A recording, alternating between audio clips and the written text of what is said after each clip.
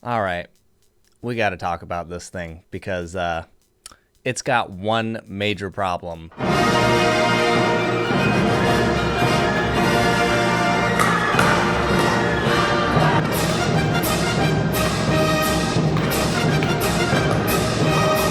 see that? That guy sucks.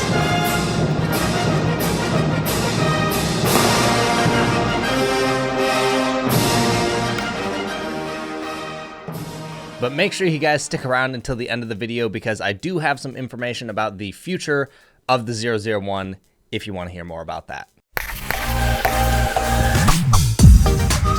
Okay, so just like the 002 review, I'm going to start with spin. The 001 is using a different and interesting texture design.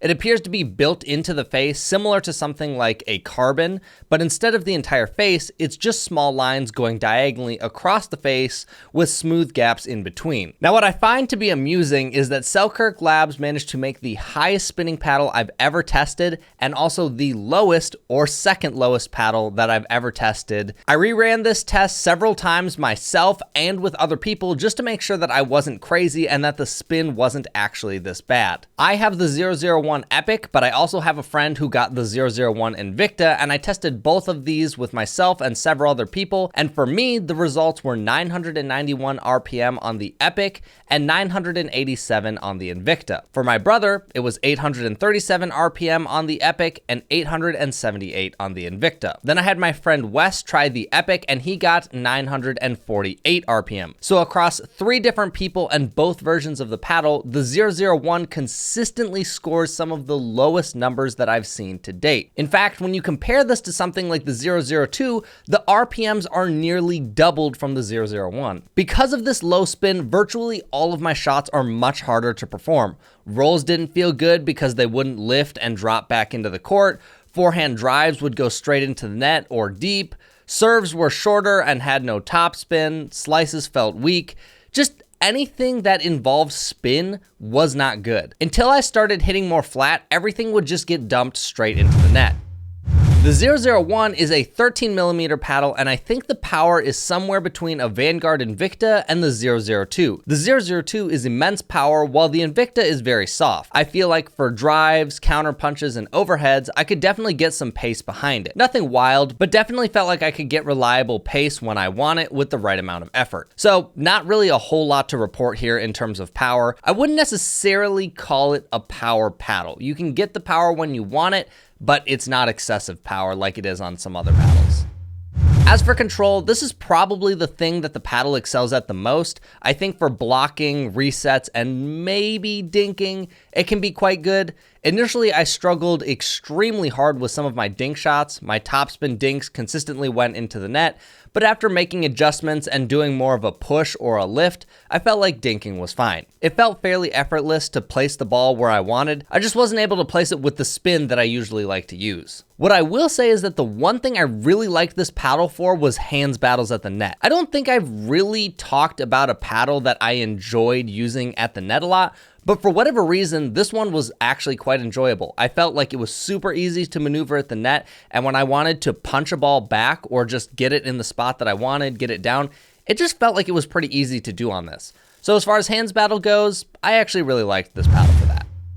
Now the feel of this paddle, the face is just a bit stiffer, but perhaps the core is a little softer, so it really gives you this kind of weird blend of power when you want it, but control the rest of the time. I'm not really sure how to describe the feeling, since generally a stiffer face means you sacrifice a noticeable amount of control, but I didn't really find that to be the case with this paddle.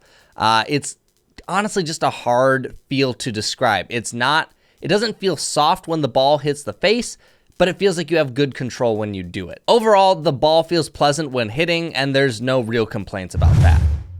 Now for the durability, within my first few games with this, I noticed several chips in the face, which is odd to me because since this isn't using a grit texture like the 002, I was under the impression that this one would be much more durable than the 002 because of the protective coating that the website mentions. After playing with this for a bit, my guess is that the face is only about as durable as a Gen 1 Vanguard. I don't know for sure that this is less durable than the 002 face, but I'm not super happy to see that it was chipping so easily. As far as how the rest of the paddle feels, it feels like almost anything else. Not bad, but nothing special, so I don't really have much more to comment about that. Now I will let my testers tell you what they thought of this paddle. Yeah, so my initial impressions, it's a pretty nice paddle. It's got pretty good blocking and resettability. My everyday paddle is the Ben Johns 16 millimeter. This doesn't seem to quite get as much spin as I like. The drop shots weren't quite there. Again, for $300 some. I think there's other paddles that do that same exact thing. The dinking was all right, but coming across on a back slice dink, just didn't quite get the spin that some of these other paddles get. Plays just like your typical $100, $150 paddle is kind of how it felt to me. Hey everybody, I'm Isaac Olson. I'm a 4-0 player. I currently use the Carbon 1 elongated paddle, and today I was testing the Selkirk Project Labs 001. In all honesty, I probably wouldn't use it.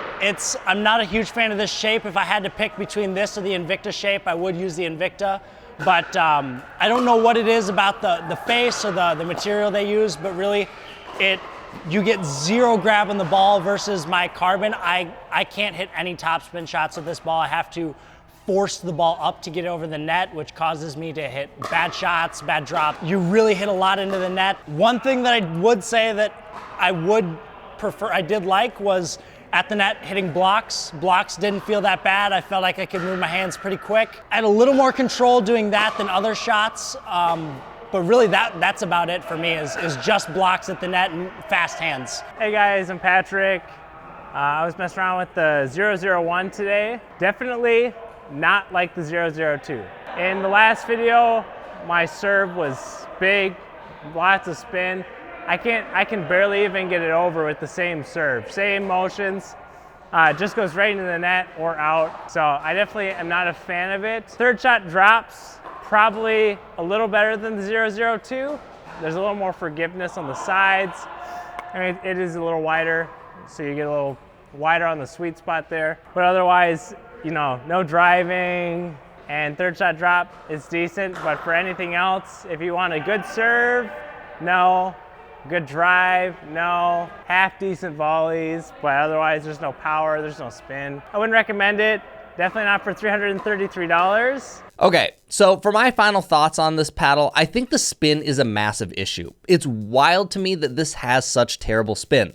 To me, it feels like it would almost be harder to make something spin this low than it would be to make an improvement on the original Vanguards that they already had, especially when they hit such a winner with the 002 surface. My first few play sessions with this paddle, I hated it. Ask anyone who talks to me regularly or follows me on Instagram, hated playing with this thing. Thought it was a terrible paddle in almost every regard because every shot I wanted to hit, I just couldn't do it. But after using it more extensively and changing how I hit, I found that the paddle did perform okay. Now, I don't think it performed $333 good, but there were definitely things, especially when using the Invicta, that I actually kind of liked it for. Like I said, hands battles at the net was fine, and hitting more flat felt okay when it worked. The thing is, I just don't hit flat that often. I'm used to being able to do a top spin drive and put a lot of spin on the ball, and you really just can't do that with this paddle. So truly, this paddle's biggest problem is the spin. Now with that being said, I did talk to Selkirk, and they did say that they are already working on another 001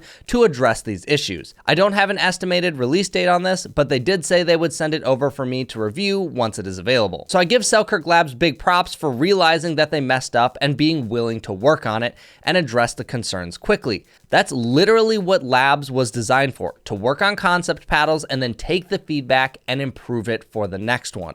So this to me shows that they are listening and willing to admit when something isn't working. I'm completely fine with a company messing up on the first iteration of a paddle if they're willing to try and fix it in the future. There are a lot of companies where they mess up, make a bunch of claims, and then they're just like, okay, whatever.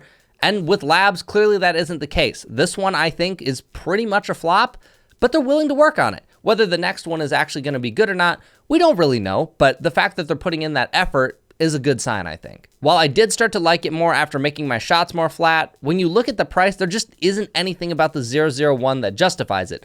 I think if this was a $150 to $200 paddle with awesome spin, it would be a pretty decent paddle for doubles. For singles, I thought this was a terrible paddle, to be honest. Because of that lack of spin, you just couldn't drive the ball. And in singles, you're driving the ball so much and trying to use top spin or slice to your advantage, and you just can't do that with this paddle. But who knows? Maybe when the updated 001 comes out, it'll be better. I'll be sure to let you guys know as soon as I get my hands on it. But if you guys enjoyed this video, make sure to click like and subscribe down below, and I will catch you guys in the next video.